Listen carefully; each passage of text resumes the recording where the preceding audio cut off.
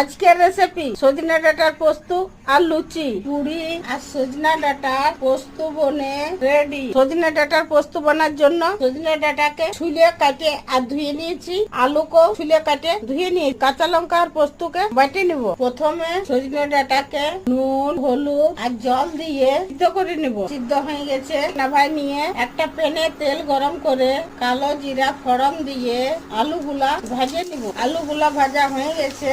এরপরে একটা পেঁয়াজ, আদা আর রসুন বাটা দিয়ে একসঙ্গে ভাজিয়ে নিব। ছুটিতে সিদ্ধ করার সময় নুন দিয়েছি, পরিমাণ মতো নুন দিয়ে ভাজবো। এরপর সিদ্ধ করে রাখা সজনে ডাঁটাটা দিয়ে হাফ চামচ চিনি দিয়ে হলুদ দিয়ে আর ভাজিয়ে নিয়ে অল্প জল দিয়ে ঢাকুন দিয়ে সিদ্ধ করে নিব। এরপর ঢাকুনটা খুলে নিচ্ছি। সব সিদ্ধ হয়ে গেছে। পোস্ত বাটাটা দিয়ে আর মিক্স করে আঁচটা বন্ধ করে দিয়ে ঢাকুন দিয়ে 5 মিনিট রেখে দিব। সজনে ডাঁটার পোস্ত আর লুচি বনে রেডি।